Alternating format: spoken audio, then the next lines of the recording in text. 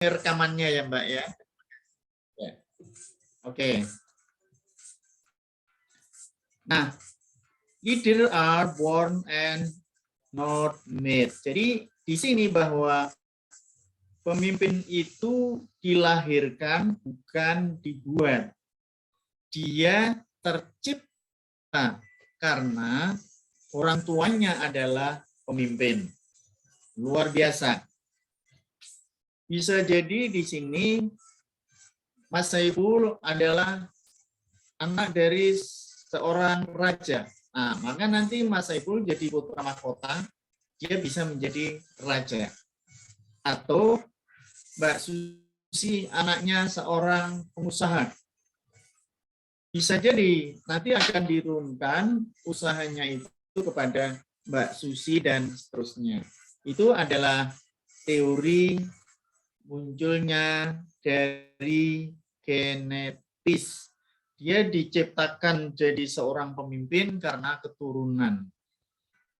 Dalam keadaan bagaimanapun, seseorang ditempatkan karena ia telah ditakdirkan menjadi pemimpin. Tertakdir, terlahir. Kalau dilihat dalam struktur kerajaan dimanapun berada, hampir semuanya anaknya itu jadi putra mahkota dan terus menjadi raja. Kecuali di situ ada ontran-ontran, terus jadi republik dan sebagainya. Tapi bahwa kerajaan itu selalu punya turunan. Jangan salahkan apabila seringkali terjadi sesama keturunan raja berebut untuk menjadi pemimpin. Mereka saling berantem, saling adu kekuatan, saling adu argumentasi bahwa dirinya lah yang paling berkuasa. Juga dikatakan bahwa gen sifat kepemimpinan diturunkan oleh orang tuanya yang juga seorang pemimpin. Anda bisa melihat bagaimana seorang Bung Karno menurunkan Megawati. Tetapi tidak semuanya anak Bung Karno menjadi pemimpin. Kan ada yang tidak jadi pemimpin, ada yang jadi pemimpin. Maka di sini disebutkan bahwa sifat kepemimpinan diturunkan oleh orang tuanya. Yang seringkali terjadi, seringkali dilakukan, bahwa kepemimpinan genetis ini menimbulkan masalah karena dianggap tidak demokrasi. Biasanya seperti itu. Tetapi kalau itu baik, di dalam menjalankan kepemimpinannya baik, saya kira semua orang juga tidak akan mempermasalahkan. Atau juga ada yang mengatakan bahwa karena orang tuanya baik, masyarakat akan langsung setuju bahwa dia itu baik. Sebaliknya kalau orang tuanya jelek, maka dia juga akan jelek. Anda bisa lihat pada masa kerajaan Singosari, di mana Ken Arok itu ya merebut kekuasaan dari Tunggul Ametung, itu kan bukan keturunan, dia merebut. Akhirnya anaknya Tunggul Ametung juga merebut Ken Arok. Lah ini yang sering terjadi karena keturunan itu. Kalau dilihat dari sisi contoh, ini bahwa di dalam silsilah kerajaan itu paling gampang kita melihat bahwa itu adalah merupakan teori genetis. Tidak semuanya jelek, tapi juga tidak semuanya bagus. Kalau Anda lihat di Jarum, itu yang Hartono itu sekarang sudah keturunan yang ketiga. Turunan yang ketiga dari neneknya dulu. Dia juga masih eksis, masih bagus, bahkan bisa mengembangkan usahanya sampai sekarang. Nah, ini adalah teori dari keturunan atau genetis. Jangan lupa di sini bahwa pemimpin itu dilahirkan bukan dibuat. Jadi di sini bakat tertanam. Kalau ini dikatakan bakat, maka tidak semua anak pemimpin itu punya bakat pemimpin.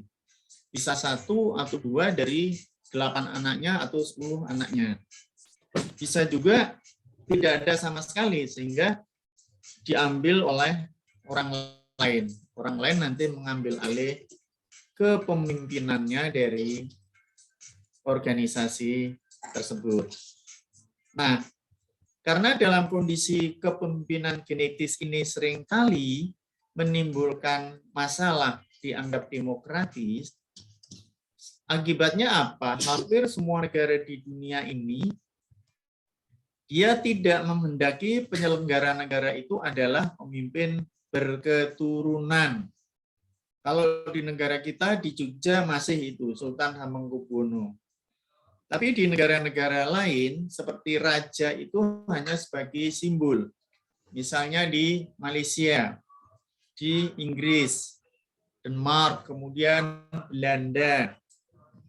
Sehingga raja itu tidak menjalankan pemerintahan.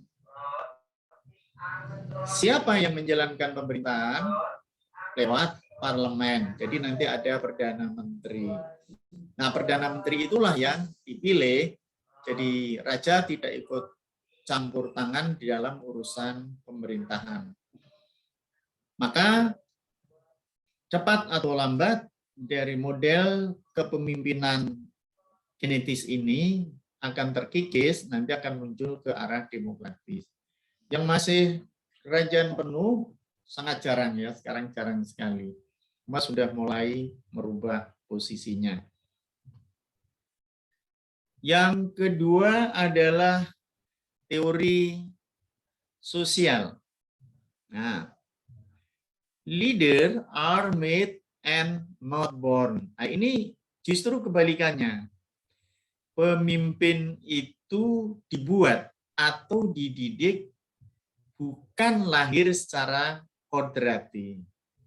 Kalau tadi yang pertama karena keturunan, bakat, sekarang sebaliknya, bisa dibuat, bisa dididik, bisa dilatih. Termasuk saat ini Anda mengikuti pendidikan teori kepemimpinan, nah ini Anda sama saja dengan mulai berlatih untuk menjadi seorang pemimpin.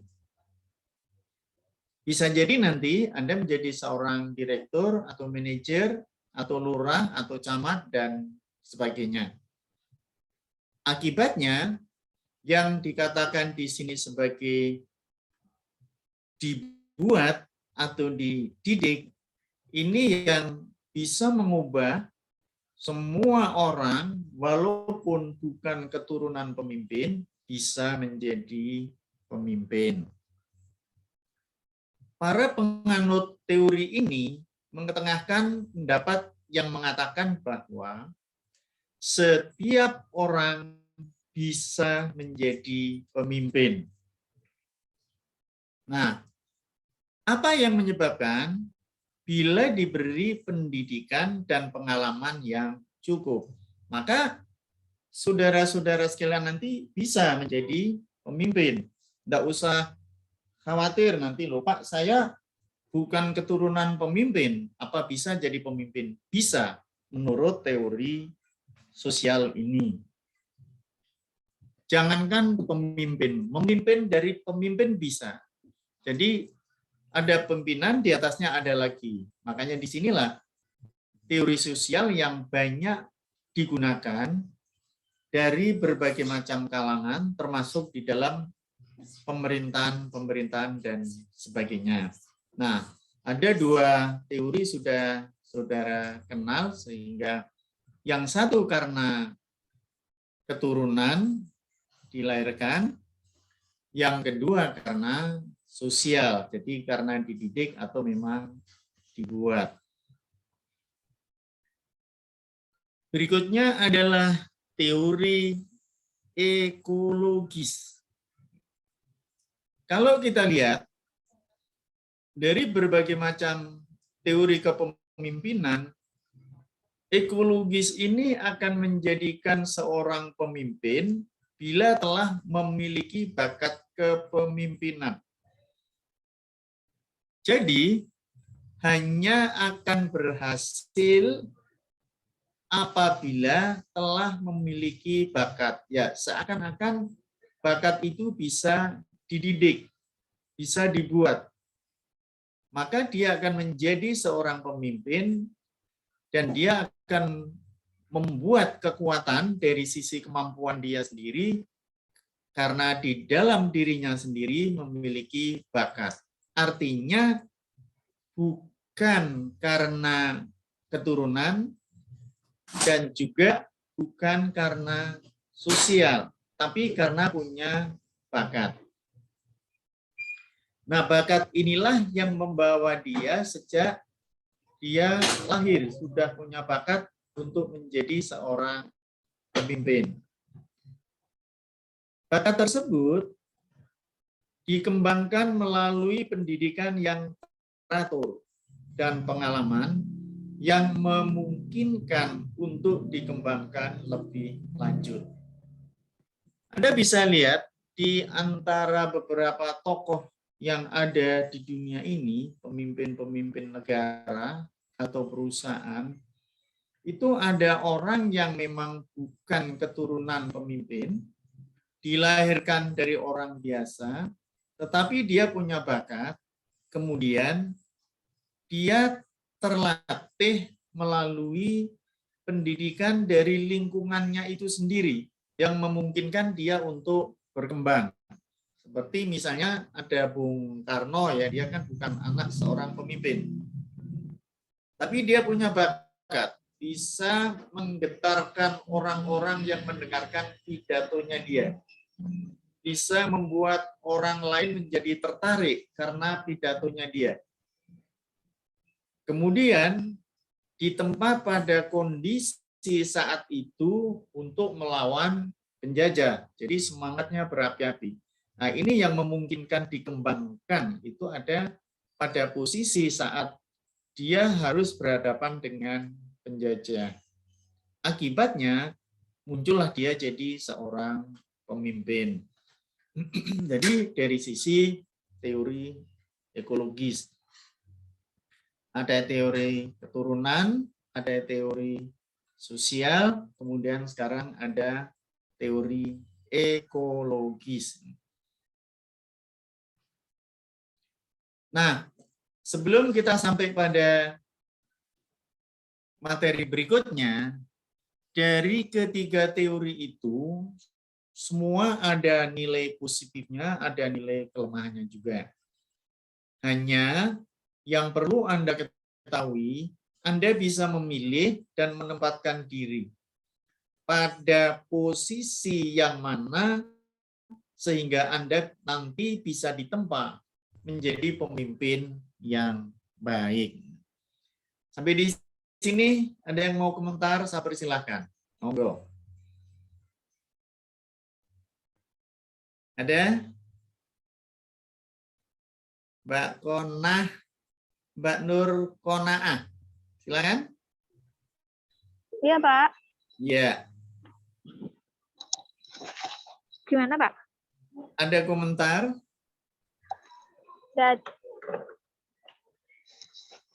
Yang terkait pemimpin tadi. Iya.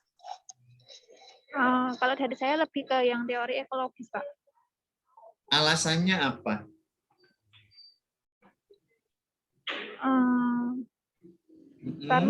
Karena dari bakat itu nanti bisa dikembangkan. Kan semisal belum tentu semuanya kan jadi pemimpin, tapi selama mau berusaha, selama kita ada kemauan kayak gitu kan, nanti bisa dikembangkan. Iya. Kalau tidak punya bakat, bisa nggak dikembangkan, Mbak Konaah? Kalau dari saya tetap bisa sih, Pak. Dengan tetap itu, bisa, dengan belajar. Misalnya, ini Mbak Konaah yang di Dua Kelinci. Iya, betul, Pak. Nah, misalnya Mbak Konaah dipaksakan untuk menjadi kepala bagiannya di PT Dua Kelinci, mau?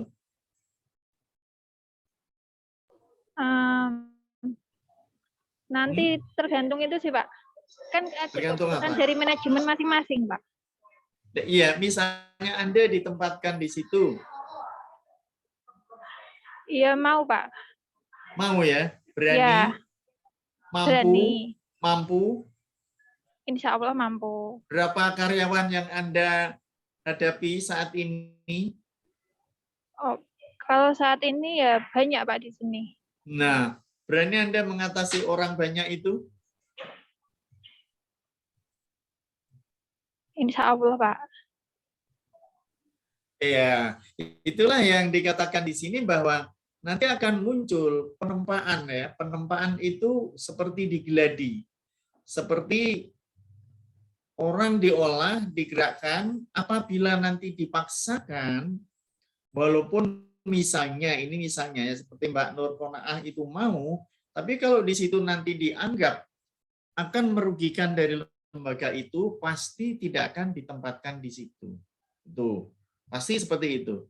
Tapi Anda tidak usah khawatir, kemungkinan akan muncul dari tempat-tempat yang lain, atau bahkan bisa jadi Anda itu mengelola organisasi sendiri dan Anda untuk menjadi pemimpinnya itu sendiri. Bisa. Itu bisa dilakukan pada saat Anda seperti sekarang ini. Jadi sekarang ini Anda mengikuti pembelajaran seperti ini termasuk salah satu penempaan. Jadi posisinya Anda dalam posisi menghadapi berbagai macam problem. Dari satu sisi harus menghadapi organisasi di tempat Anda bekerja, dari satu sisi Anda harus belajar seperti saat ini. Nah, kalau Mas Saiful, gimana Mas Saiful? Kalau saya sih lebih condong itu, Pak. Yang teori kedua tadi apa, Pak? Sebelum teori ekologis tadi. Sosial? Ya, teori sosial? Lebih condong kepada teori sosial. Soalnya alasannya apa?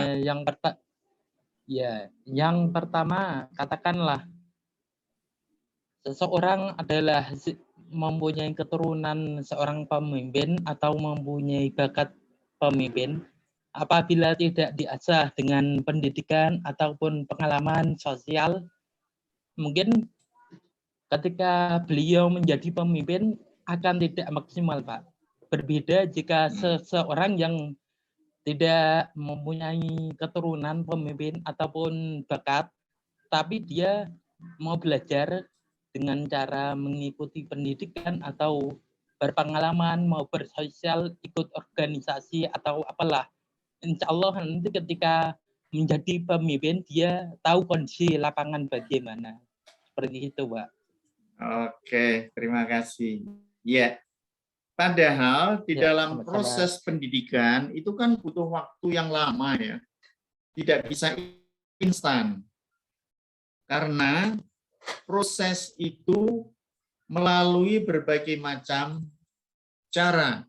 Ada yang mungkin mudah bisa diterima, tapi ada juga yang sulit atau bahkan bisa gagal. Termasuk Anda saat ini mengikuti kuliah. Bisa berhasil, bisa gagal. Tetapi walaupun seperti itu, tidak perlu menjadikan sesuatu yang mengecilkan semangat atau mengecilkan hati. Dari teori ini dikatakan bahwa dibuat atau dididik. Dibuat artinya bisa oleh orang lain, bisa oleh diri sendiri. Kalau dari sendiri yang melakukan perbuatan seperti itu, berarti memang ada kemauan berusaha untuk menjadi seorang pemimpin. Tapi kalau itu di lingkungan memang untuk dididik atau dikembangkan, berarti memang dia dilatih, diarahkan untuk menjadi seorang pemimpin. Nah, inilah yang menyebabkan nanti dari masing-masing karakter pemimpin itu berbeda-beda. Ada yang menganggap bahwa pemimpin itu dilahirkan, seperti teori yang pertama, teori keturunan. Ada yang menganggap bahwa pemimpin itu karena dibuat atau dididik, dan yang ketiga, teori itu karena bakat. Nah, Anda perlu membandingkan mana yang terbaik, mana yang buruk, sehingga kemungkinan terjadinya kesalahpahaman atau ketidakmampuan di dalam menjalankan tugas itu tidak semata-mata kesalahan dari lembaga itu sendiri. Tapi kalau dari organisasi itu memang pemimpin muncul karena keturunan, ya kita tidak bisa berbuat apapun. Sebab yang namanya keturunan, pasti nanti dari perusahaan itu akan diberikan kepada anaknya. Itu pasti. Misalnya Mas Saiful punya perusahaan, kan tidak mungkin diberikan sama Mbak Susi, kan? Karena Mbak Susi bukan anaknya Mas Saiful. Pasti nanti akan diturunkan pada anaknya. Kecuali perusahaan itu dijual, terus dibeli sama Mbak Susi. Walaupun Mbak Susi bukan keturunan pemimpin, karena dia mampu membeli, maka dia bisa menjadi pemimpin atau membayar pemimpin atau menggerakkan pemimpin. Kan banyak yang seperti itu. Kalau Anda lihat seperti Lim Sulyong, dia kan tidak perlu menjadi direktur utama, tapi dia bisa membayar orang untuk mengelola perusahaan itu. Kalau dia tidak mampu, ya sudah, ganti aja yang lain dan seterusnya. Ada yang mau bertanya? Silakan. Ada tidak? Oke, kalau tidak. Sekarang kita teruskan. Sifat dasar dari kepemimpinan. Nah, kita lihat di sini. Kita harus bisa memberikan motivasi kepada orang lain. Jadi seorang pemimpin mempunyai karyawan, mempunyai bawahan dalam organisasi yang memerlukan motivasi. Anda bisa tahu sebenarnya motivasi itu untuk apa? Coba Mbak Susi, motivasi ini untuk apa? Untuk menyemangati. Menyemangati apa misalnya? Misal seseorang memiliki tujuan, kita memberikan motivasi agar dia bisa mencapai tujuannya, Pak. Tujuan apa? Mungkin pencapaian di karir atau di bidang yang mereka tekuni, Pak. Iya, jadi memang di sini motivasi adalah menguatkan dari organisasi itu untuk mencapai tujuan. Nah, seorang karyawan kalau tidak diberi motivasi, kemungkinan dia tidak bisa mencurahkan semua kemampuannya untuk bekerja dalam organisasi itu. Apalagi kalau itu adalah organisasi bisnis, perlu dipacu. Termasuk Anda sekolah seperti ini, perlu motivasi, perlu dimotivasi supaya sekolah Anda itu bisa cepat lulus dan juga ada manfaatnya. Kalau nggak ada motivasi, Anda tidur aja di rumah. Kemudian nanti bangun lagi, lihat situasi, kira-kira ngantuk lagi, tidur lagi. Berarti kan tidak ada semangat sama sekali di dalam belajar. Tapi kalau Anda punya semangat seperti ini, Anda bisa tatap muka, bisa ketemu saya, dan Anda bisa mengembangkan dari apa yang saya sampaikan, nah pasti nanti akan terkena motivasi. Tapi Anda lihat bahwa tidak semua motivasi itu mampu untuk memberikan jalan keluar. Bisa orang diberi motivasi, tapi malah merasa seperti dihukum. Seperti dipekerjakan dengan lebih berat. atau diberi tantangan malah menghindar dari tantangan yang bersangkutan. Akibatnya apa? Yang dianggap semula menjadi motivasi, tetapi di situ malah justru sebaliknya menjadi rintangan. Banyak itu terjadi dengan tujuan yang baik, tapi hasilnya malah menjadi tidak baik. Lebih celakanya lagi, apabila penerapan dari motivasi tidak mengena atau tidak pas pada karyawan atau bawahan atau anggota dari organisasi itu, akan menjadi bumerang bagi pemimpin itu sendiri. Maka seorang pemimpin akan dibenci oleh organisasi yang dipimpinnya. Tujuannya bagus, tapi dalam pelaksanaannya kurang menguntungkan. Nah, itu adalah motivasi. Dan saya senang Anda bisa semangat dalam mengikuti perkuliahan. Berarti Anda punya motivasi. Coba kalau Anda tidak punya motivasi, tidur aja cuma dipasang nama Anda, kan tidak apa-apa toh. Iya, kan saya tidak bakalan marahi Anda ya. Tapi Anda bisa tidur, nggak usah lihatlah. Paling Pak Firman nggak lihat saya tidur di rumah atau mancing atau naik sepeda atau main sepak bola, kan nggak ngerti. Tapi nama Anda muncul di sini. Orangnya tidak kelihatan atau fotonya yang dipasang. Bisa juga gitu. Oke. Kemudian empati. Nah, ini yang perlu ditanamkan. Bagaimana bisa menciptakan suasana itu menyenangkan, mempunyai empati, mempunyai daya tarik yang tinggi bagi seorang pemimpin. Tidak mudah. Apapun yang dilakukan pimpinan, pasti semua dari organisasi itu, anggota organisasi itu akan melihatnya. Baik itu di dalam membuat sebuah keputusan atau memberikan semangat atau memberikan arahan, itu kalau tidak bisa menciptakan empati, akhirnya karyawan itu jenuh. Organisasi itu menjadi mati. Nah, kalau organisasi itu mati, maka organisasi tidak berjalan dengan baik. Yang semula punya target, target itu menjadi tidak sempurna. Tantangan yang paling berat adalah bagaimana seorang pimpinan itu bisa menciptakan empati pada semua anggota organisasi tersebut atau lembaga tersebut. Sangat tidak mudah.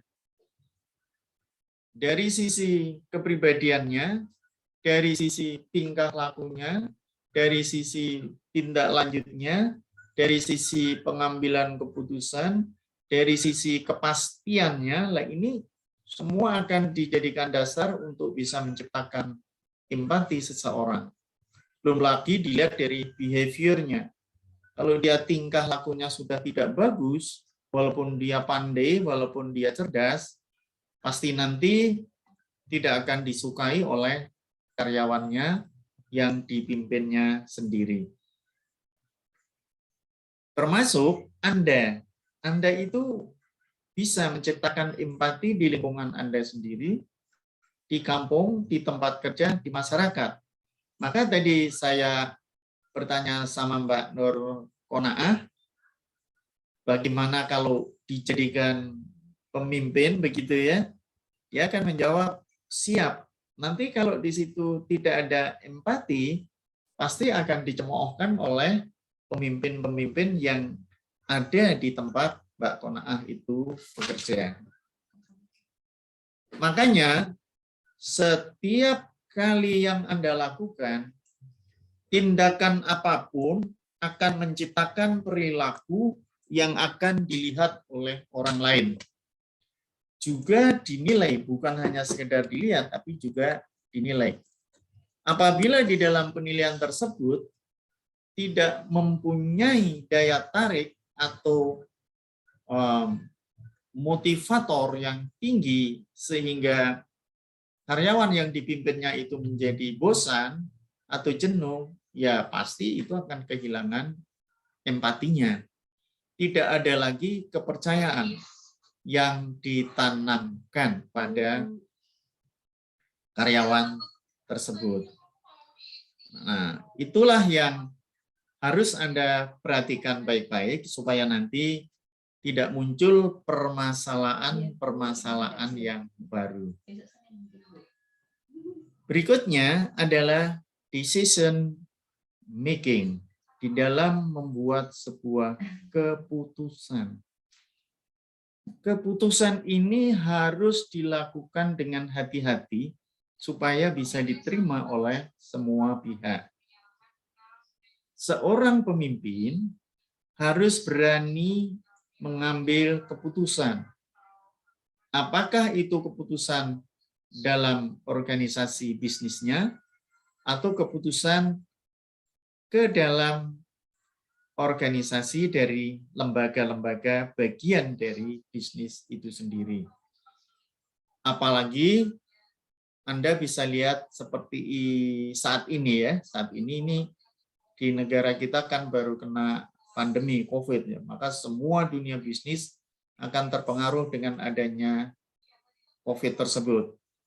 Maka kalau itu seorang pengusaha, dia pasti akan berhati-hati. Yang semula bisa berjualan ke sana kemari, tidak bisa jualan. Yang semula bisa menjual produknya kemana-mana, tidak bisa berjualan. Nah, ini kita sudah mulai bangkit lagi.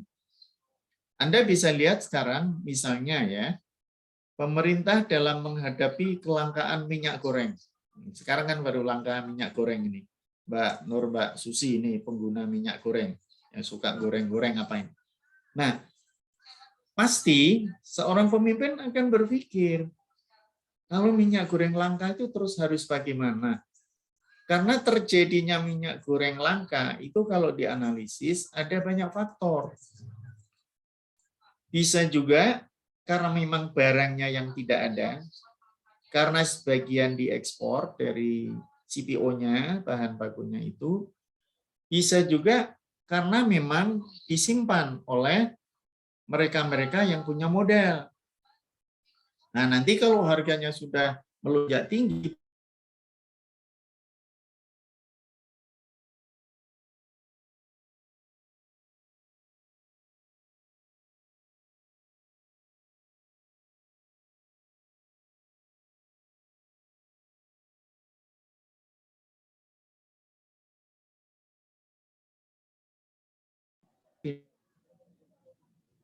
hanya karena gara-gara minyak goreng.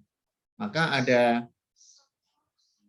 minyak goreng dijual murah ke desa-desa atau ke pasar-pasar tradisional, dan bahkan ada harga minyak standar secara nasional dibuat Rp14.000 per kilogram seluruh Indonesia.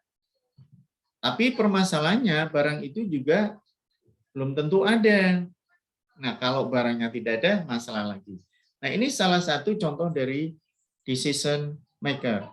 Termasuk Anda, misalnya ya, di dalam kuliah seperti ini, Anda bisa mengambil keputusan mana yang harus dilakukan, mana yang harus ditindaklanjuti agar kuliah Anda itu bisa cepat lulus.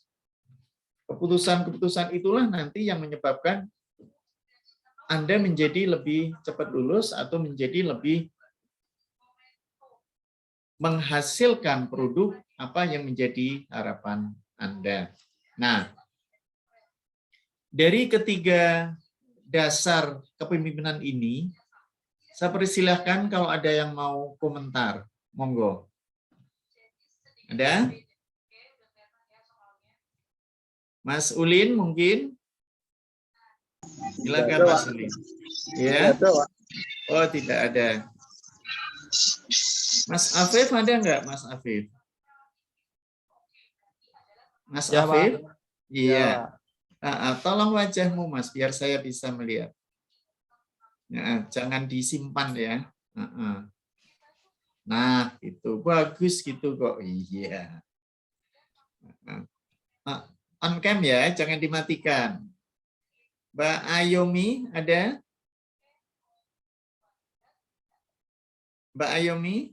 Ada Pak, masih di jalan sebentar lagi ya Pak. Oh ya Maaf. sudah.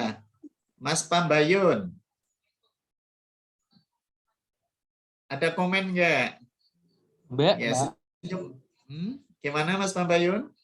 Mbak Pambayun. Oh Mbak ya. Mbak. Mana? Ada Mbak Pambayun ini. Mas Afif senyum-senyum aja ini. Mbak Pambayun? Ada? Atau masih di jalan? Mas Heldi Renaldi? Ini Mbak Pambayun kok wajahnya laki-laki ya?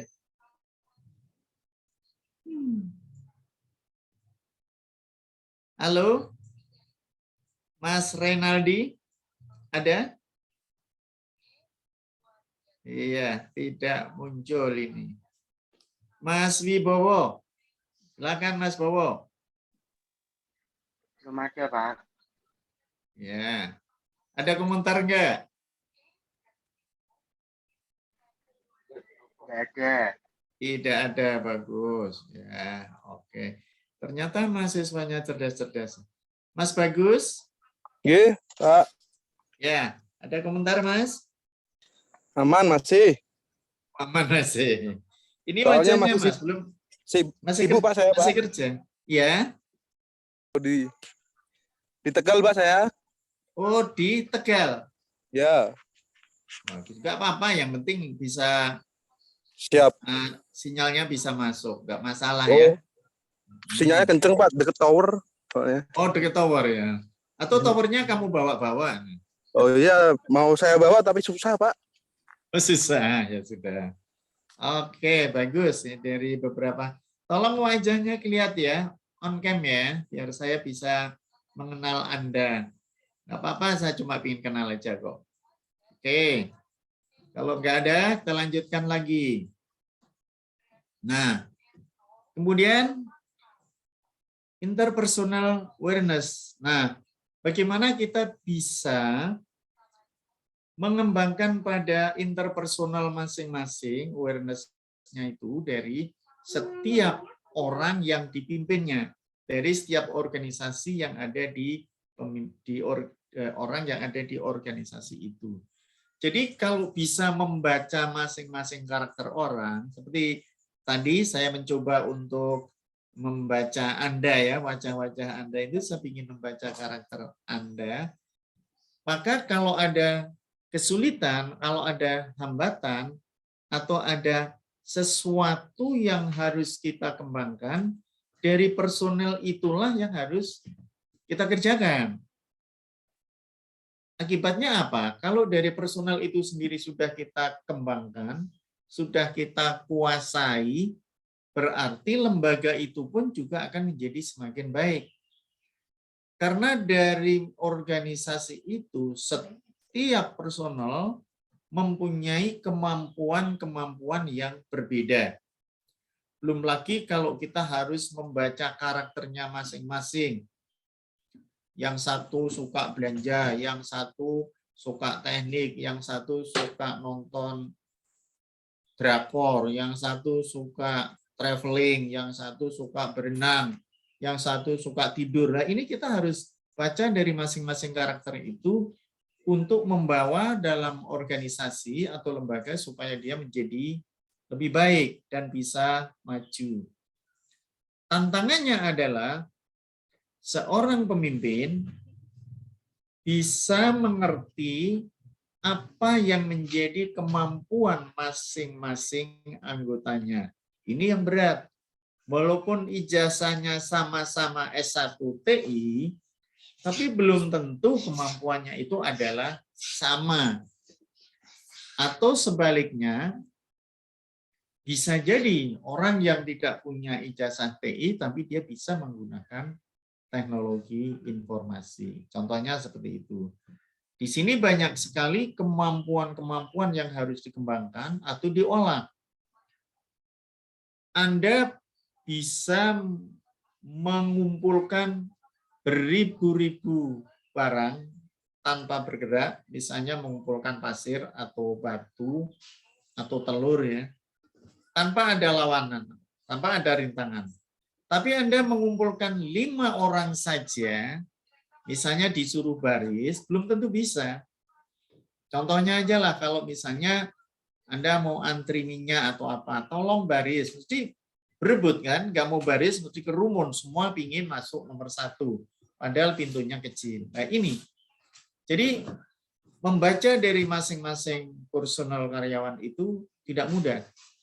Lebih mudah menggerakkan barang mati, karena di situ tidak ada perlawanan, daripada menggerakkan barang hidup. Termasuk saat ini, saya ingin melihat wajah Anda aja susah kan, karena Anda tidak on cam, misalnya seperti itu. Tapi kalau Anda on cam, saya kan bisa lihat semua, bisa komunikasi. Ini adalah salah satu bagian dari kemampuan untuk membaca orang lain. Kalau orang lain tidak bisa digerakkan, pasti organisasi itu tidak akan berjalan dengan baik. Komitmen sesuai dengan apa yang menjadi keputusannya untuk ditindaklanjuti. Sesuai dengan apa yang menjadi kekuatan pada seorang pemimpin itu sendiri. Misalnya kalau sudah memutuskan bahwa harus memproduksi 1.000 unit mobil tahun ini, misalnya seperti itu. Ya, komitmen berusaha supaya dalam tahun ini itu bisa tercipta 1.000 unit. Kalau nanti sudah diusahakan semaksimal mungkin, kok ternyata masih ada kendala, baru dievaluasi pada akhir tahun. Dilakukan evaluasi, terus nanti dijadikan bahan pertimbangan untuk tahun yang akan datang. Itu adalah sebuah komitmen. Dan seringkali menjadi sebuah pertentangan. Yang banyak sekali menjadi contoh paling gampang itu dalam dunia politik. Misalnya mau ada pemilihan bupati. Kemudian calon bupati itu berjanji akan membangun rumah tanpa uang muka. Nah, dalam kenyataannya sampai periodenya habis tidak ada wujudnya untuk membangun perumahan tersebut, apalagi tanpa uang muka, berarti kan murah sekali mestinya seperti itu. Tapi tidak ada wujudnya. Atau ingin membebaskan semua biaya sekolah dari SD sampai perguruan tinggi. Nah, ini yang belum ada yang janji seperti itu. Nanti kalau ada, siap-siap saja. Anda segera untuk ikut daftar gratis ya. Nah, kalau di Demak kemarin yang sudah diganti itu, dulu pernah janji akan menyekolahkan 500 pegawainya, pegawai negerinya, yang sudah S1 untuk sekolah S2. Ternyata benar. Sampai 500 orang, sampai dia habis periodenya, itu semua disekolahkan S2 gratis. Nah, berarti dia komitmen. Bisa juga memberikan komitmen kepada apa yang sudah menjadi keputusan di dalam rapat. Harus ditindaklanjuti, harus dilaksanakan, dan sebagainya. Nah, kalau sudah komitmen seperti itu, pasti nanti siapapun yang menjadi karyawannya pasti akan senang. Dan dia akan percaya bahwa apa yang pernah dia katakan nanti akan menjadi kenyataan. Kemudian self-esteem. Evaluasi ya, kita harus melakukan evaluasi diri. Pada diri kita sendiri, pada diri Anda sendiri, harus mampu mengendalikan ada pada posisi masing-masing pemimpin itu sendiri. Jadi kalau misalnya dari diri kita sendiri merasa bahwa itu tidak baik atau merasa bahwa itu salah, kita harus mengoreksi dan mengakui bahwa memang kita itu adalah salah.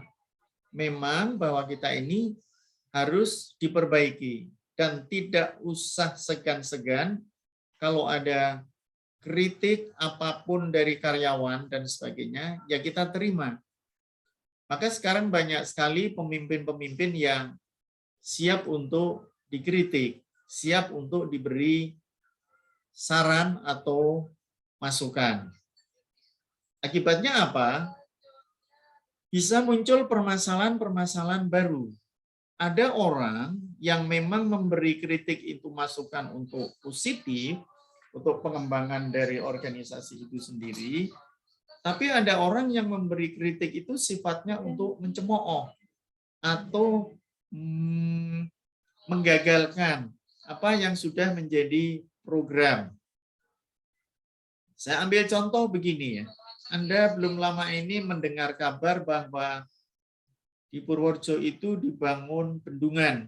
Benar itu ya. Nah, semua warga sudah setuju untuk dibangun. Bahkan ada 3 PT besar, termasuk Wijaya Karya ya, untuk mengerjakan itu. Sudah dijalankan. Pada saat ada salah satu kampung atau wilayah desa untuk diambil batunya untuk menimbun bangunan-bangunan itu diratakan, ternyata ada warga yang tidak setuju. Nah, karena apa? Ada orang lain yang mencampuri urusan itu. Dia maunya mengkritik, memberi saran dan sebagainya, tapi karena menyampaikan hanya untuk kepentingan supaya gagal proyek itu, jadi masalah. Rame-rame mereka datang demo untuk menggagalkan supaya kampungnya itu tidak diambil batunya. Nah, padahal semula sudah oke, sudah setuju. Karena ada pihak lain, bukan memberikan saran, bukan memberikan masukan, akibatnya kan menimbulkan masalah baru. Banyak yang seperti itu. Termasuk nanti di organisasi saudara-saudara, di tempat Anda bekerja, atau dimanapun Anda ada, pasti nanti ada orang yang memang sifatnya seperti itu.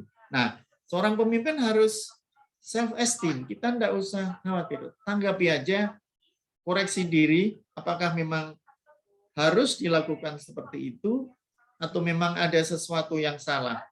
Bahkan bisa terjadi yang semula sudah setuju, disepakati, tapi setelah beberapa saat kemudian berbalik kepentingan menjadi tidak setuju. Nah, ini kan repot ya.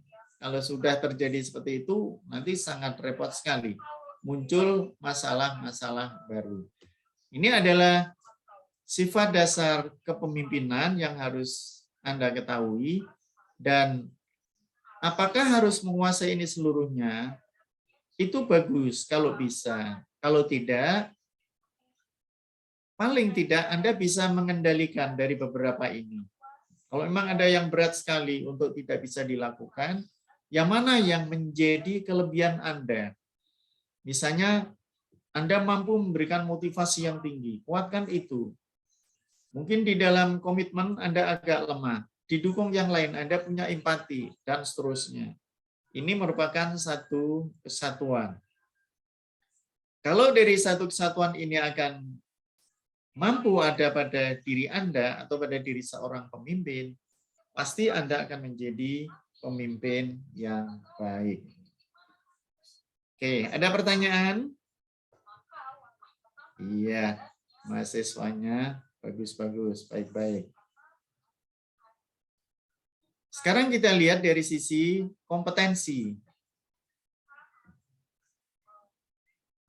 Kompetensi seorang pemimpin adalah kemampuan yang dimiliki seseorang yang nampak pada sikapnya yang sesuai dengan kebutuhan kerja dalam parameter lingkungan organisasi dan memberikan hasil yang diinginkan. Nah, ini tadi saya sudah singgung. Jadi kompetensi di sini dimaksudkan adalah dia mempunyai kemampuan sesuai dengan bidang yang dimilikinya. Maka dikatakan nampak pada sikap yang sesuai kebutuhan. Kalau dia itu ada pada bidang pemasaran, kepala bagian pemasaran misalnya, Nah, dia harus kompetensi dalam bidangnya, dalam bidang pemasaran. Kalau dia misalnya ada pada personalia kepegawaian, maka dia harus memiliki kemampuan kepemimpinan tentang kepegawaian. Inilah yang seringkali menjadikan masalah atau menimbulkan masalah pada saat penempatan orang. Ada orang yang mengatakan bahwa penempatan itu harus sesuai dengan kemampuannya. Memang iya, harus seperti itu. Jadi kalau ada tes bakat dan minat, kemudian ada tes penempatan, the right man in the right place. Jadi menempatkan orang sesuai pada tempatnya. Jadi kalau tadi Mbak Nur saya tanya apakah Anda mampu menjadi kepala bidang di bagian itu, dilihat ini. Apakah dia menguasai pada bidang itu? Kalau di situ bidang produksi, ya dia harus menguasai kepemimpinan tentang produksi. Produksinya apa? Kacang, ya dia harus menguasai tentang produksi kacang. Apakah mulai dari pengeringan, pengemasan, pembersihan, dan seterusnya. Kalau ini nanti sudah pindah ke bidang pemasaran, nah sudah, nanti urusannya pada kepala bagian pemasaran. Oke.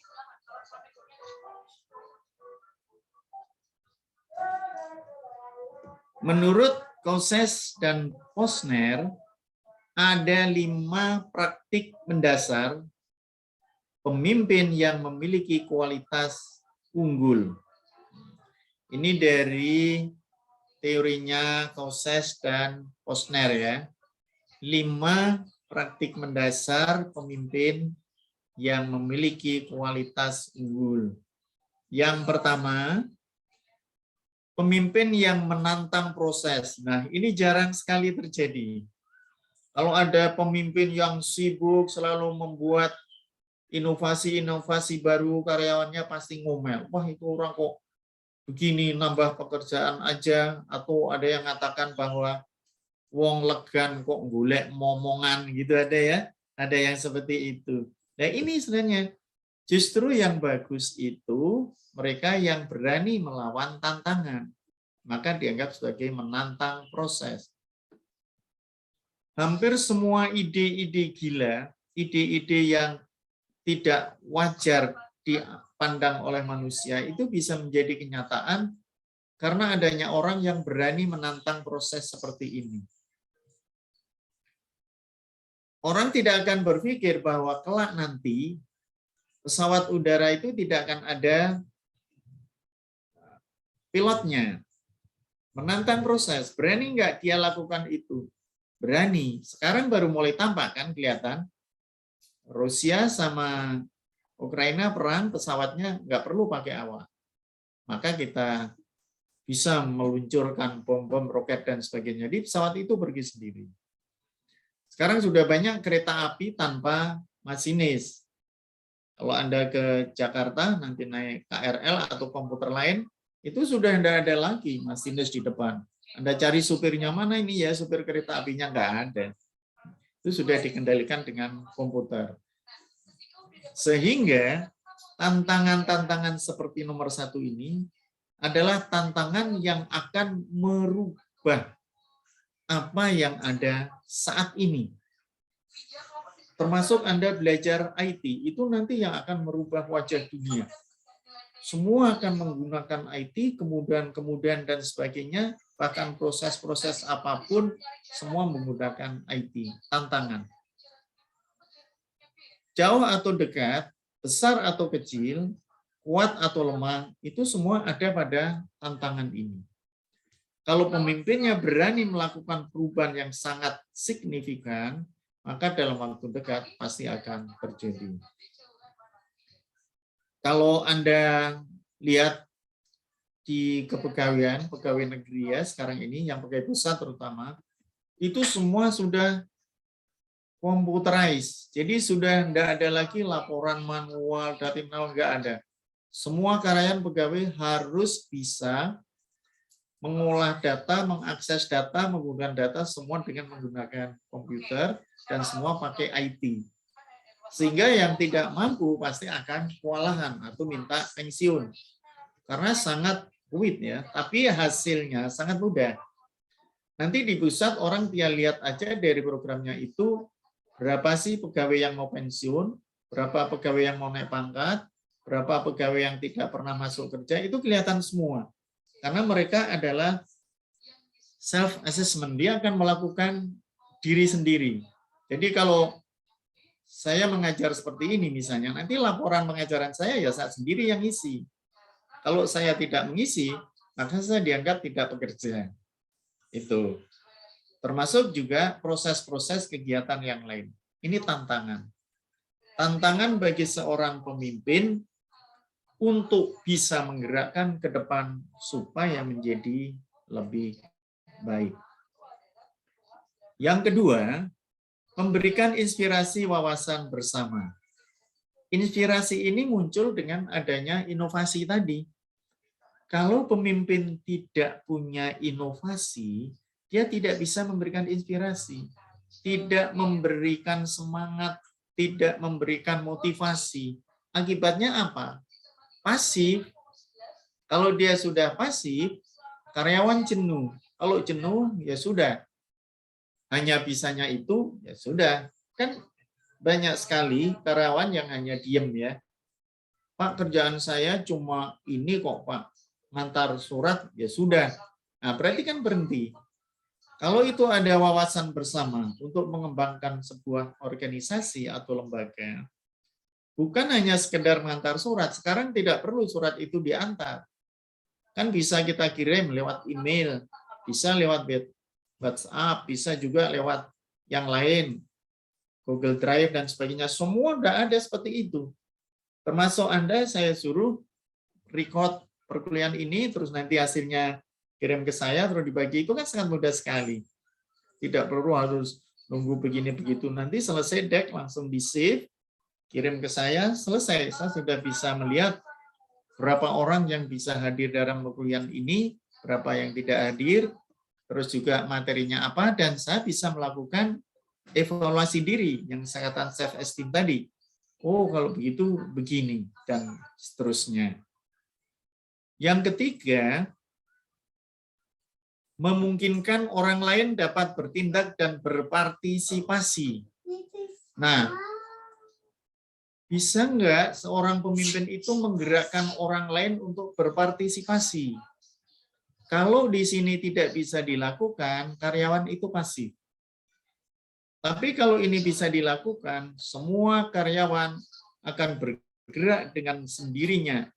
Tidak harus dipaksa, tidak harus disuruh-suruh, dia akan otomatis menjalankan tugasnya dan bahkan bisa memberikan inspirasi, masukan pada pimpinan.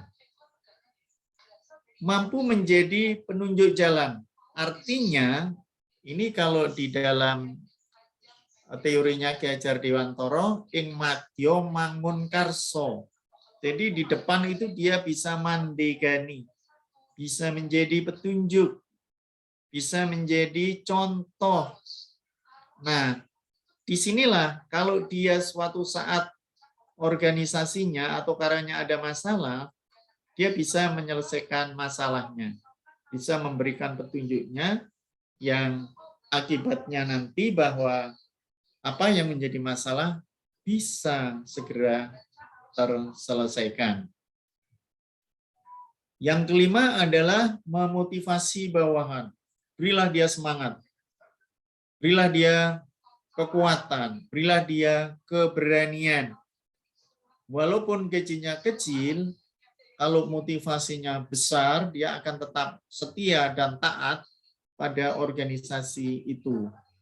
Tapi sebaliknya, di gaji besar pun, kalau di situ tidak ada motivasi, tidak ada semangat, tidak ada gairah hidup, ya sudah, kerjanya biasa-biasa saja. Ini adalah dari teorinya Causses dan Posner. Jadi 5 kriteria untuk menjadi pemimpin unggul ini adalah yang harus dijalankan oleh seorang pemimpin. Ada komentar? Silahkan. Mas Wibowo mau komentar? Mas Bowo, ada komentar? Belum ada? Iya. Oke. Mas Bagus, ada komentar? Tidak, Pak. Tidak. Mbak Susi? Belum, Pak. Oh, belum ya. Anda nanti akan tercipta jadi seorang pemimpin ya. Salah satu teori ini mengatakan ini. Makanya hati-hati ya. Walaupun Anda hanya punya 2 orang karyawan, jangan lupa ini diterapkan. Makin banyak, makin bagus lagi. Tapi pasti akan semakin repot ya. Makin banyak, makin repot. Karena awareness-nya itu tadi, personal awareness-nya itu tadi yang susah untuk digerakkan. Mereka pasti akan mempunyai karakter yang berbeda-beda. Kalau karakternya sudah berbeda, ya sudah. Anda harus hati-hati ya, hati-hati. Sebab kalau nggak hati-hati, mereka bisa menjadi bumerang, bisa menjadi musuh Anda, bisa juga justru menggagalkan apa yang menjadi rencana Anda. Ini dari Burwas. Menyatakan bahwa kriteria kualitas kepemimpinan yang baik adalah sebagai berikut. Memiliki komitmen organisasional yang kuat. Nah, komitmen kan, tadi di slide yang kelima itu akan ada salah satu komitmen. Memang harus ya, harus kuat. Visioner, ya, mempunyai tujuan yang jelas, visioner. Anda juga harus visioner. Kalau Anda mendirikan perusahaan atau menjadi pimpinan, apakah itu di RT, di kelurahan, atau di mana, harus visioner. Punya tujuan, punya harapan ke depan nanti seperti apa. Disiplin yang tinggi, ini yang harus ditanamkan. Hampir sebagian besar kelemahan ada pada kita adalah disiplin. Bagaimanapun juga, disiplin ini akan membentuk pemimpin itu menjadi pemimpin yang komitmen. Karena dia sesuai dengan ketepatan waktunya, ketepatan dalam bekerja, ketepatan untuk menepatkan janji, dan seterusnya. Tidak melakukan kesalahan yang sama. Ini kesalahan yang berulang. Jadi kalau sudah sekali melakukan kesalahan, itu diingat-ingat supaya besok tidak terulang lagi. Kalau dalam peribahasa, terantuk batu sampai kedua kalinya. Jadi batu yang sama itu sampai ketendang 2 kali, berarti ini bahwa kesalahan yang sama terulang lagi. Ini harus dihindari. Antusias, punya semangat yang tinggi.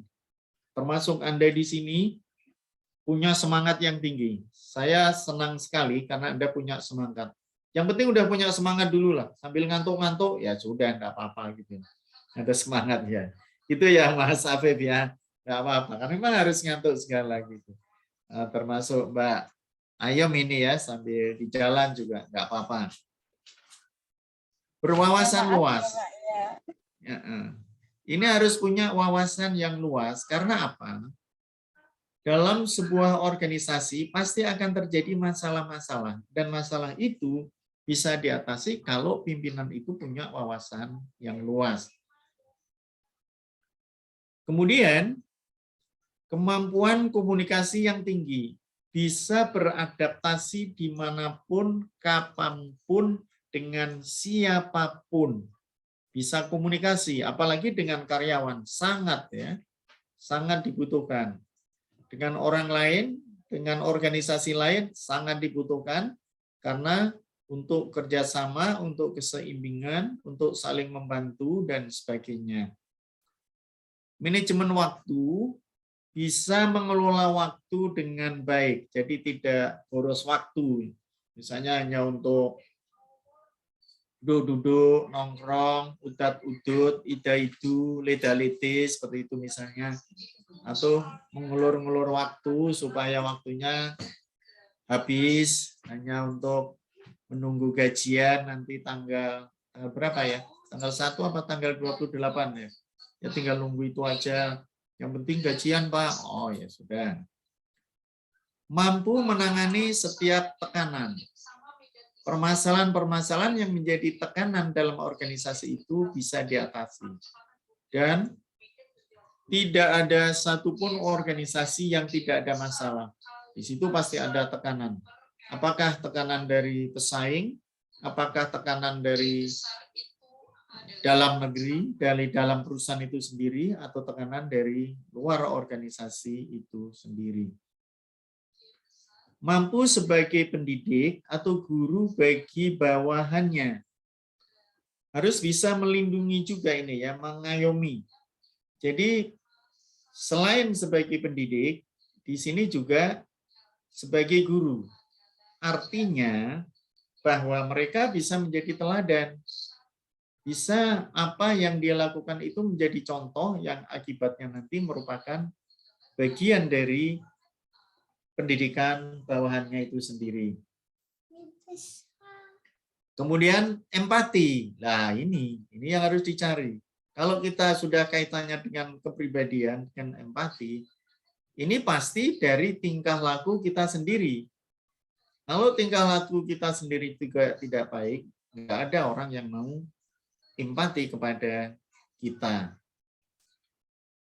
Berpikir positif, selalu positive thinking, walaupun dirasani orang, dianggap perusahaannya mau bangkrut, dianggap perusahaannya mau gulung tikar, kita tetap berpikir positif. Hadapilah itu dengan tenang, hadapilah itu dengan senang hati, yang akibatnya nanti bisa memunculkan ide-ide baru dan bisa menyelesaikan masalah. Memiliki dasar spiritual yang kuat. Ini jelas harus terkonsep dari nilai ketuhanan.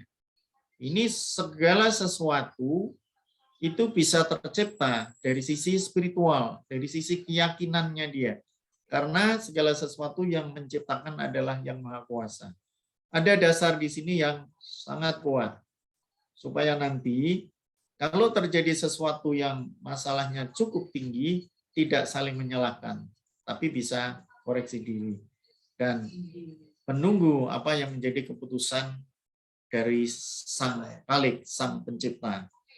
Dan selalu siap melayani. Nah, pemimpin yang bagus itu selalu siap melayani. Walaupun suatu saat mungkin akan diperintah oleh bawahannya. Tak tolong inilah, karena itulah. Saya seringkali melihat, bahkan saya pernah di salah satu bank, mau ngurus bank itu ya, mau ngisi perubahan nama dan sebagainya, atau alamat gitu, tidak nunggu lama, siap langsung dilayani, bahkan tanda tangan pun sambil jalan, tidak harus di mejanya dia. Sini kita tanda tangani seperti itu. Karena apa? Dia merasa memang harus melayani.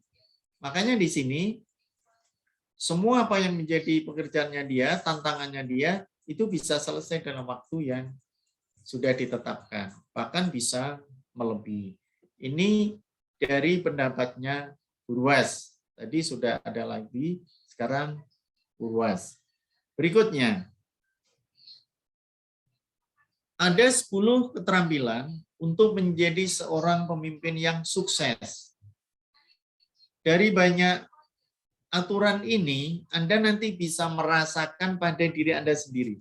Apakah Anda termasuk salah satu atau semuanya yang ada di sini? Kalau belum, ya Anda bisa mencoba untuk bisa membuat menjadi lebih bagus. Pertama adalah harus punya visi. Jelaskan visi itu, ada visi, misi, tujuan, sasaran. Kalau visinya jelas, misi jelas, sasarannya jelas, aman. Anda tinggal berjalan aja. Kenali gaya kepemimpinan Anda. Nah, yang self-esteem tadi, Anda harus mengenali diri Anda sendiri. gaya saya itu apa? Apakah termasuk yang otoriter atau yang lainnya sehingga bisa membawa apa yang Anda pimpin menjadi bagus.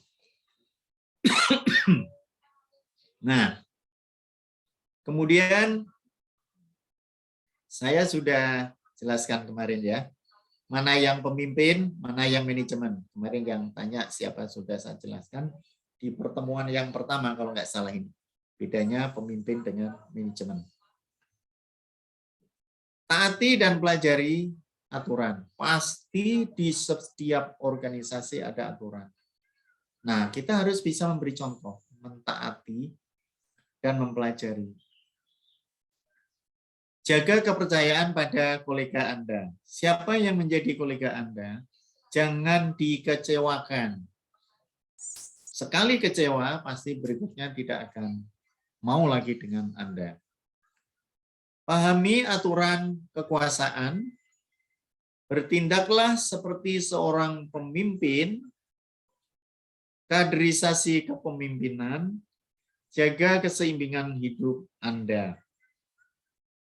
Ini 10 keterampilan untuk menjadi seorang pemimpin yang sukses. Maka dari ke-10 ini, Anda sudah memiliki yang mana? Atau Anda sudah mampu menjalankan yang mana? Coba mampu menjalankan semuanya, Pak. Iya. Mampu menjalankan semuanya udah. Alhamdulillah. Bagus kalau semuanya. Bagus, malah terima kasih. Kalau itu bisa malah terima kasih. Tapi kalau baru Nur, organisasi inilah Pak, pelajar aja gitu, bukan ke masyarakat dulu. Karena seperti ini contohnya, kalau jaga kepercayaan kolega Anda. Tapi dalam arti kalau saya itu jaga kepercayaan masyarakat, jaga kepercayaan stakeholder yang ada di desa. Ini Mas Bagus ya? Iya, Pak. Mas Bagus. Nah, sekarang kebenaran ini. Kalau menurut Anda sendiri, Anda itu termasuk gaya kepemimpinan apa? Gaya kepemimpinan saya itu yang mana, Pak? Yang ini, yang tadi yang dijelaskan tadi. Yang gaya-gaya ini, yang di nomor 3 ini. Anda harus mengenali gaya kepemimpinan Anda. Oh gitu, gaya kepemimpinan. Untuk gaya kepemimpinan saya itu ya apa ya, Pak? Saya itu belajar dari pengalaman saja. Dari dulu memang saya dipercaya dari waktu SMP sih, saya dipercaya sebagai pemimpin.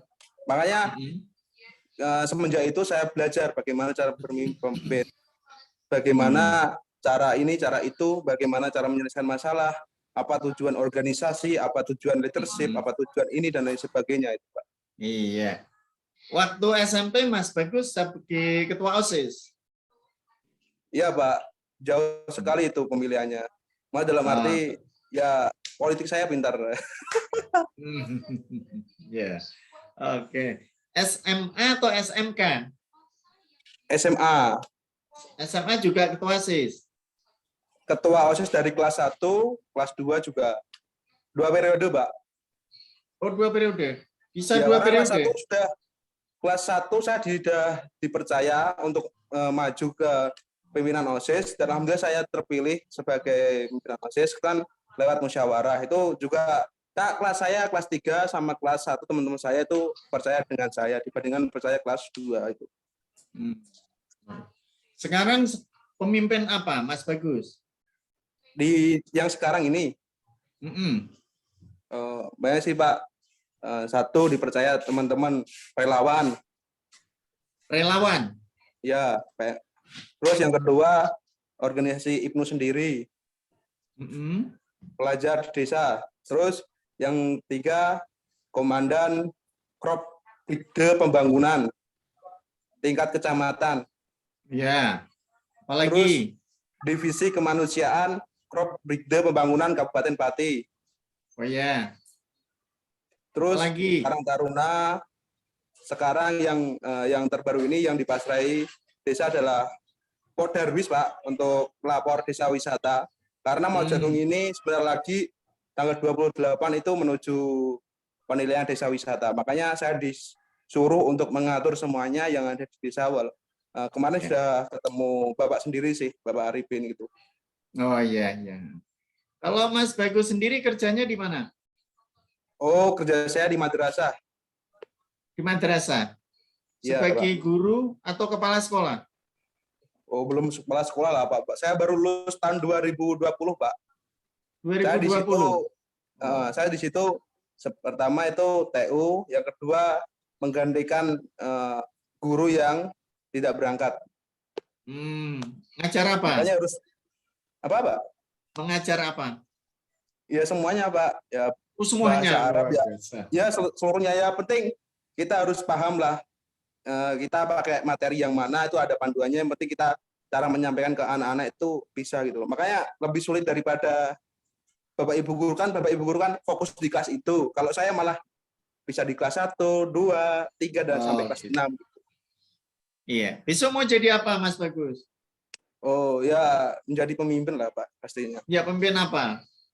Nggak tahu sih, yang penting kepengen pemimpin di sebuah mungkin desa, mungkin apa gitu. Nah, coba nanti dikembangkan. Tadi saya melihat dari Mas Bagus sendiri, memang banyak orang percaya pada Mas Bagus untuk mengelola. Tapi nanti coba ke spesifikasinya. Apakah di situ mau mengelola sekolah, misalnya menjadi kepala sekolah atau pemimpin yayasan, kan bisa juga ya. Atau justru mau ke dunia bisnisnya. Kalau ke dunia bisnisnya seperti Pak Arifin itu ya, Pak Arifin benar ya, itu dia sudah mengerahkan ke dunia bisnisnya. Jadi tidak perlu dia jadi pemimpin, tapi dia menggerakkan orang untuk menjadi pemimpin. Oleh sebab itu, dari 10 keterampilan ini, kalau memang sudah dikuasai semuanya, itu bagus. Tapi kalau tidak, jangan sampai nanti justru menghilangkan apa yang menjadi karakter dari masing-masing dalam organisasi itu. Terutama antara visi dan misi, nanti sampai pada keseimbangannya, jaga keseimbangan hidup dalam kaderisasi pemimpin, kan harus menciptakan pemimpin baru. Kalau tidak bisa menciptakan pemimpin baru di berikutnya, maka akan terjadi keterputusan di dalam organisasi tersebut. Banyak perusahaan-perusahaan besar karena kepemimpinan berikutnya tidak ada, sehingga tidak ada kaderisasi pemimpin, maka perusahaan itu jadi bangkrut. Saya pernah sampaikan kepada Anda kan, kalau di Cina itu ada semacam teori bahwa yang tua saat ini itu adalah mereka yang menggerakkan, mencari, mengembangkan. Nanti generasi kedua yang menikmati, generasi ketiga yang menghabiskan. Ada yang seperti itu. Oleh sebab itu nanti supaya tidak muncul seperti itu, nah 10 inilah harus dilakukan. Termasuk di nomor ini 9 ya, kaderisasi kepemimpinan. Oke, ada yang mau bertanya sampai di sini? Itu Pak. Dalam organisasi kan memang yang sulit itu melakukan kaderisasi. Mungkin dari Bapak bisa menerangkan kepada kami yaitu kiat-kiat untuk kaderisasi, terutama di dalam organisasi kepemudaan. Gitu, Pak. Kepemudaan. Kalau kepemudaan itu sangat mudah karena apa? Dia kan tidak organisasi keluarga. Yang repot itu justru organisasi keluarga. Kalau itu organisasi masyarakat, kepemudaan, kan setiap tahun pasti ada perwakilan pemuda ya. Kita tinggal memilih, tinggal melakukan pelatihan dan seterusnya. Dari pelatihan-pelatihan itulah dipilih yang terbaik. Nah, kalau kita sudah mendapatkan yang terbaik, langsung dia dididik, digeladi untuk dijadikan pemimpin berikutnya. Tapi biasanya kepemudaan itu kalau yang lama sudah merasa tidak muda lagi dalam arti organisasi batasan usia, pasti di situ sudah akan muncul yang baru, itu pasti. Apalagi di desa-desa saat ini kan banyak sekali pemuda-pemuda ya. Makanya nanti Mas Saiful, kalau mau seperti itu, langsung direkrut aja. Generasi-generasi yang ada di desa itu dikumpulkan. Ya tidak semuanya mau kan biasanya. Ada yang tidak mau, ada yang malas, tapi ada yang semangat. Belum lagi motivasinya sekarang kan mesti akan mencari pekerjaan kan. Ya kita ciptakan aja seperti itu yang nanti bisa menambah mereka untuk bisa mendapatkan pekerjaan atau paling tidak menciptakan pekerjaan. Industri misalnya dilatih seperti itu, dia mesti semangat nanti.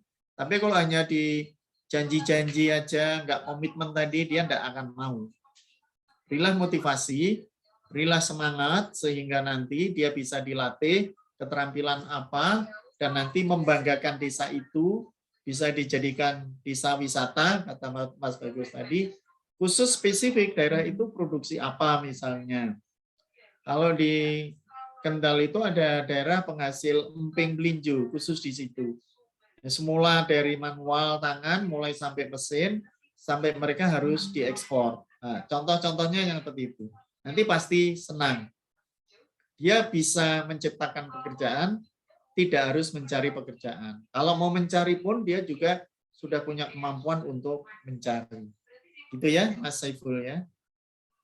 Saya Pak, ada tambahan sedikit Pak. Ada tambahan sedikit mengenai kaderisasi pemimpin ya. Kalau teori saya, kita misalnya kita itu di posisi pemimpin dulu, karena kita nanti mencari pengganti kita harus dari awal kepemimpinan kita harus melihat perorangan, pengurusan ke perorangan itu. Orang ini karakternya ini, orang ini karakternya ini. Nah, kita didik di mana siapa yang bisa untuk menjadi pemimpin, siapa saja yang bisa menjadi ibaratnya yang berjuang dalam sebuah organisasi itu, siapa yang benar-benar mengerti dalam hal kepemimpinan. Itu nanti yang kita dalam arti kita itu untuk menjaga kaderisasi pemimpin itu melihat dari awal. Itu Pak. Oke, ya. Memang bisa seperti itu, tapi bisa juga memanggil orang lain untuk melatih kepemimpinan juga bisa. Yang jelas, dari sisi motivasi itu yang harus diutamakan, supaya dia bisa tertarik. Harus memberi motivasi yang bagus. Tapi motivasi itu harus diikuti dengan komitmen. Kalau nanti tidak ada komitmennya, lari semua dia, bubar. Dimotivasi apa yang harus dilakukan, terus nanti ada wujud kan, komitmen itu mewujudkan hasil. Setelah dia berhasil, nah dia akan merasa puas, dia akan merasa tertarik sehingga mampu menjadi pemimpin berikutnya. Ada lagi? Pak mau bertanya Pak. Boleh Mas Ulin. Ya Mas. Pak mau bertanya. Iya silakan. Misal kalau ada seorang pemimpin yang nggak bisa menepati janjinya, Pak. Contoh kayak rumah 0 DP tadi itu menurut Bapak gimana itu? Iya, saya kira banyak seperti itu ya. Kalau ada pemimpin yang tidak mau menepati janjinya, pasti dia kan nanti menjadi pemimpin yang tidak dipercaya lagi sama anggotanya kan?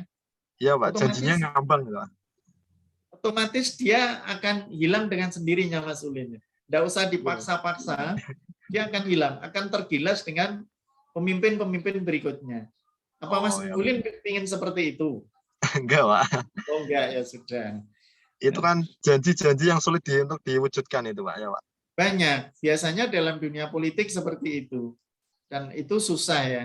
Karena memang politik itu kan ingin menarik klien, konsumen yang menjadi pemilih dia kan. Iya, nah, setelah betul, dia terpilih, lupa. Ya sudah, udah lupa ya. Anda tidak bisa nuntut. Dulu janjimu apa? Tidak bisa. Karena dia sudah merasa menjadi wakil rakyat, dia pasti akan ngomong, saya ini wakil rakyat, mesti ngomong gitu ya, walaupun lupa dengan janjinya. Ya satu-satunya jalan besok nggak usah dipilih lagi, sudah selesai kan? Nah, nanti gantian Mas Ulin yang maju kan nggak apa-apa. Ya. Siapa? Oke ya, ada lagi? Ya. Sudah cukup semuanya? Kayaknya nggak bisa aja Pak, kayaknya punya usaha juga banyak. kadang Iya. orang mungkin itu tidak menepati janjinya pembayaran proyek gitu ya. Iya, iya. Ini memang kondisi ya. Makanya Anda apakah mau termasuk orang yang seperti itu atau tidak? Kalau Anda mengikuti yang 10 keterampilan ini, saya kira itu tidak akan terjadi ya. Tidak akan terjadi. Kalau itu sudah tidak terjadi, nah Anda akan aman dan akan menjadi pemimpin yang langgeng. Enak begitu ya. Tidak dikejar-kejar apa ya dosa. Tapi ada orang sekarang tidak merasa dosa juga ya. Banyak juga gitu ya. Tapi Anda usah khawatir lah. Oke, ada lagi? Cukup? Nampaknya sudah cukup ya. Nanti kita malam bisa ketemu lagi. Baiklah, kalau sudah tidak ada yang komentar, tidak ada yang bertanya lagi, saya kira sampai di sini. Terima kasih atas perhatian saudara sekalian. Mohon maaf jika ada yang tidak berkenan. Dan salam sehat, selamat sore.